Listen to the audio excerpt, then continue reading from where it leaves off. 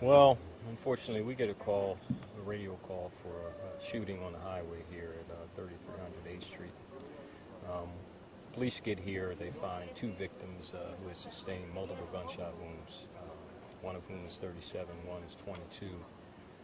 One of the victims was transported to Temple by Highway Patrol. He was later pronounced dead at the hospital. The other victim, unfortunately, was pronounced dead on the scene by rescue, got here very quickly. We just have a description of two males who got out of a Chevrolet minivan.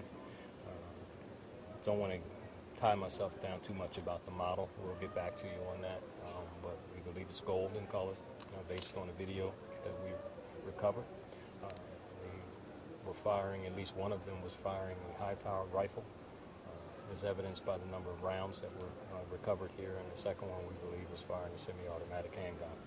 There are multiple rounds out here, and it's just another night of senseless violence in the city, where you're dealing with some people who sadly had no value for life.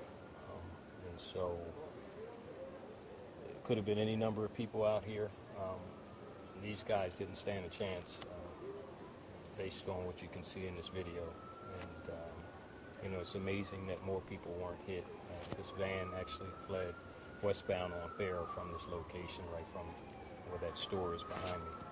And so, we're hopeful that people have some information that'll assist us beyond the video. Obviously, we'll be doing neighborhoods to see if we can find any additional video along that escape route, as we would always do. And it just saddens you to see that this stuff just continues to go on, and that somebody, in this case, more than one person, would resort to this type of violence on the city street. And it's just something that occurs far too often, and it really frustrates you and it makes you angry. And that's the bottom line. Two lives stuffed out, probably for absolutely nothing. And it becomes a sad recurrence that we're dealing with over and over again.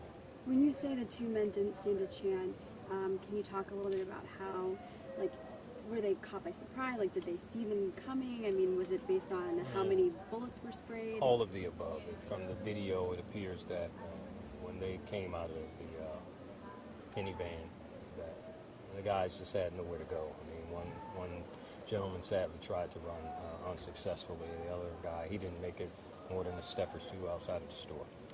And so, as I said, they fired multiple rounds on these guys. You've got a lot of upset people behind me, and understandably so. Hopefully, there will be someone who hears something about this. We're hopeful that we may have already found a similar van in terms of evidence. Not definite yet, so we've got some people checking that out in another location. But again, it just saddens me to have to talk about these things over and over again. And more importantly, the fact that people just don't get a sense for how precious life is and don't seem to care, some of it. And that's what's even more difficult to comprehend. Is it clear the relationship between the victims and the suspects? Is that, do we know how they might have known one another? Or? I do not, but as you look at the video, it is certainly clear that they were targeting at least one of the individuals. I don't know if the second male was just incidental. It's hard to tell. Different vantage points, people arrive at different conclusions. That will remain to be seen. Hopefully it will be something that we will be able to determine by virtue of making an arrest, because if you can do something like this, fire this many rounds, just totally taking lives away in this senseless fashion, there's nothing going to stop guys like this from doing it again. And so somebody like that needs to be stopped. We've got to stop allowing these people to feel emboldened and that they can walk around with impunity, because they shouldn't be able to. I mean, we've got to hold these violent offenders responsible and stop coddling them.